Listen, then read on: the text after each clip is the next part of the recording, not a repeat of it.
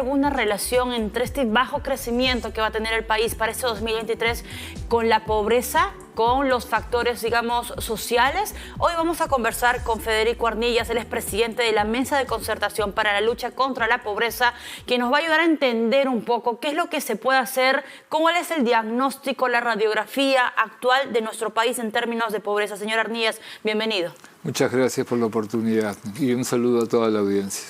En principio, ¿cuál es el panorama para el cierre en pobreza? Me refiero para el cierre del 2023.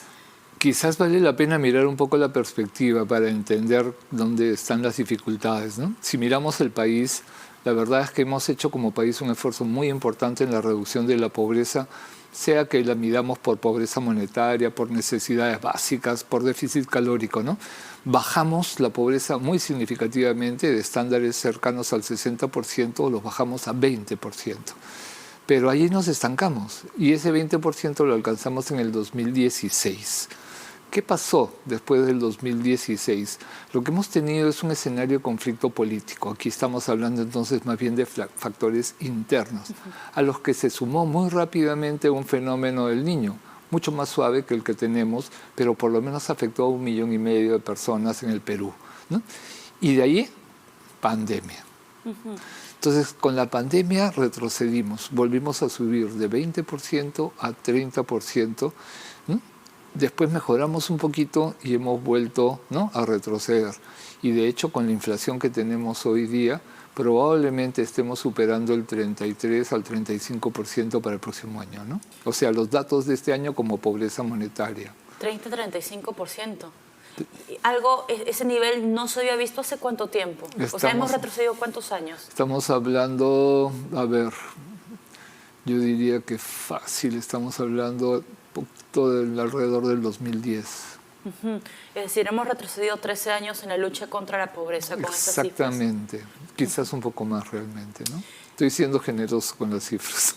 Ahora, usted dice que habíamos bajado del 60 al 20% en el 2016.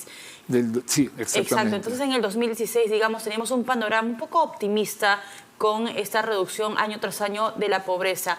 ¿Qué podemos sacar? ¿Qué lecciones podemos sacar de ese 2016 que podríamos replicar? ¿O es que de repente los contextos son totalmente distintos y necesitamos, por ende, otras herramientas distintas que respondan a condiciones diferentes? El contexto es distinto, pero es distinto porque la confrontación, el conflicto ha crecido dentro del país y ha crecido fuera del país. Y ese doble escenario de tensiones es el que incrementa la incertidumbre. El conflicto político, la polarización, lo que hace es que finalmente retrae a los actores económicos, a cualquiera, ¿no es cierto? Porque uno dice, ¿para qué voy a comprar en esto si mañana de repente se complican las cosas, ¿no? Mejor ahorro, guardo un poquito, ¿no? Y ese manejo se expresa en este estancamiento, ¿no?, del 16 al 20, ¿no? Pero del 20 para acá tenemos el COVID, ¿no? Y seguimos en ese escenario de tensión y de confrontación que creo que es el reto superar, ¿no? Señor Arnillas, y crecer solamente, de acuerdo a proyecciones del BCR, solamente 0.9% nos va a ayudar, va a ser suficiente para tratar de revertir esos niveles de pobreza, o es que probablemente 2024, ¿cómo nos va a ir? Nos va a ir peor, porque estamos hablando de un crecimiento de 0.9 en un contexto de precios, por ejemplo, que tienen una alza bastante más significativa. Recordemos que la pobreza se mide por un factor monetario, o sea, la línea principal de pobreza, por así decirlo, para el próximo año va a ser, ¿no?, más alta y por tanto más gente va a estar debajo, ¿no? O sea, ¿el 2024 va a haber más pobres que el 2023? Con seguridad. ¿Y esto debido a factores que tienen que ver con el fenómeno del Niño o estamos cargando la mochila de los conflictos sociales? Estamos cargando la mochila del conflicto político y social, pero fundamentalmente yo diría político. En este momento lo que hay es un desencuentro. No empujamos el país en la misma dirección, ¿no? Entonces, ese es un problema sustantivo. Por eso es que la concertación es más urgente y simultáneamente, lamentablemente, más difícil, ¿no? Y de repente alguien dirá, bueno, empecemos a distribuir el presupuesto. ¿Solamente nos basta con esto, con distribuir el presupuesto? No. Con los programas sociales, ¿qué tanto podrían, digamos, amortiguar esta... Son muy importantes para los más pobres del país y por tanto hay que proteger los programas sociales porque eso es proteger a los pobres, ¿no?, en el país. Y es muy importante hacer eso, ¿no? Esa población pobre tiene varias características, ¿no? Una característica es sí la pobreza rural, ¿no?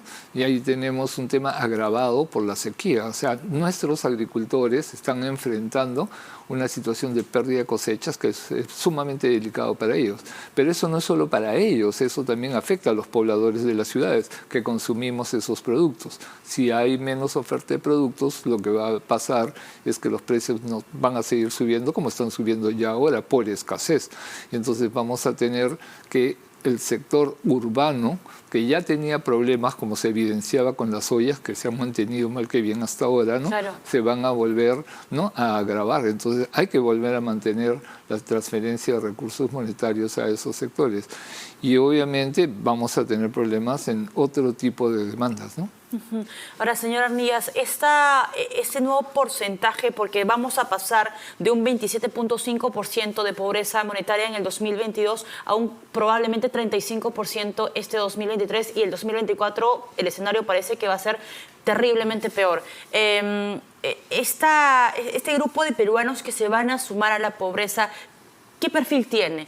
¿Estamos hablando de una pobreza exclusivamente en la zona rural o es que ya están migrando a la zona urbana?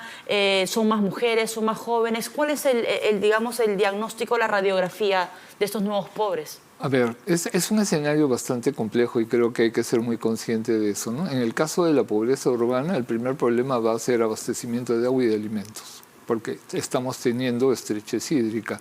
Y en el caso de la población rural ya tenemos una pérdida de cosechas.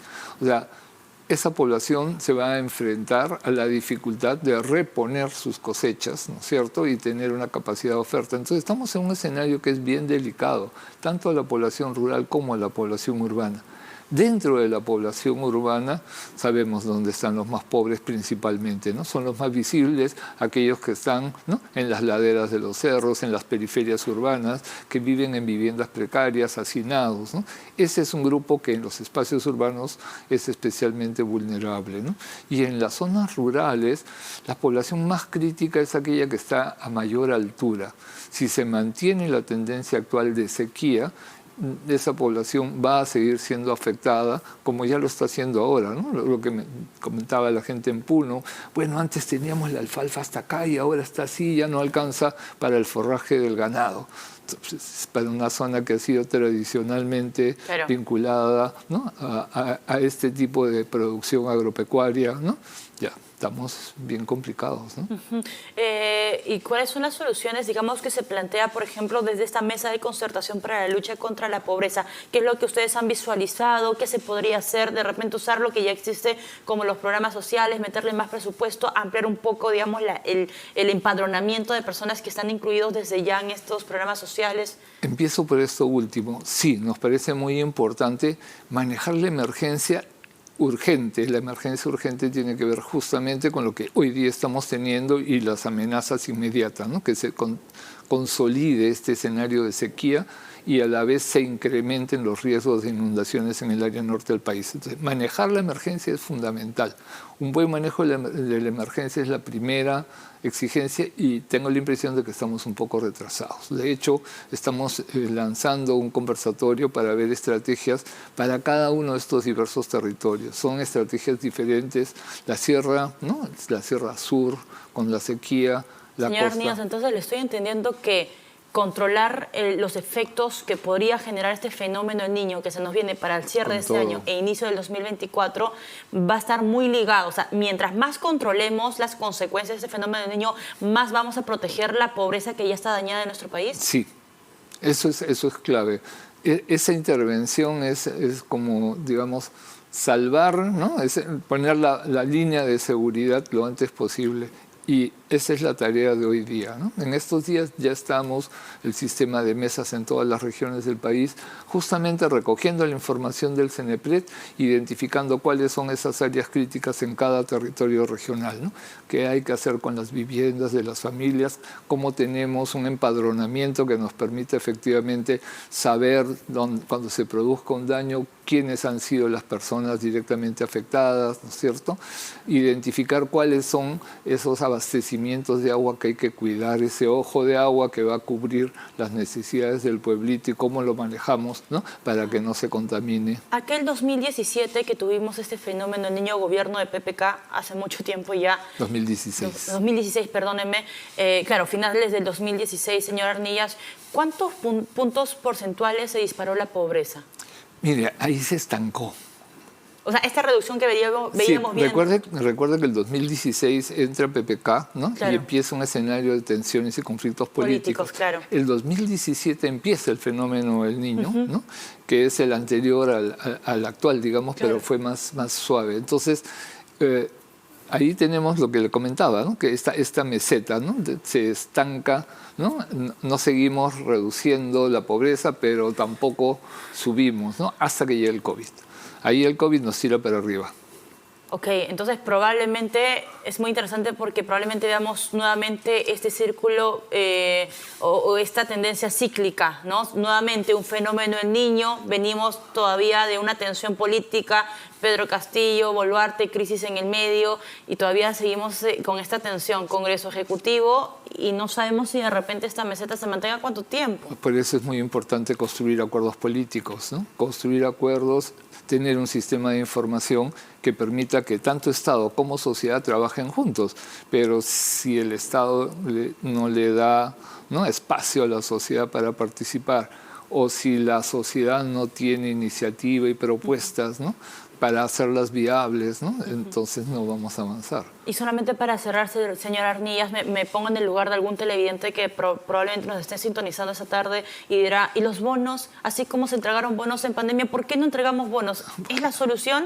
A ver, no es la solución, pero es un buen parche. ¿De acuerdo? O sea, no es la solución porque no es la solución definitiva. Necesitamos sí un nivel de apoyo para que no se deterioren más las condiciones de vida de nuestra población. Okay. Y entonces, bonos, servicios, servicios de salud, servicio de educación, apoyo alimentario en las escuelas, ¿no? Son herramientas muy importantes. Atención de las personas adultas mayores, ¿no? Son elementos claves. Y la primera infancia, primerísima, ¿no?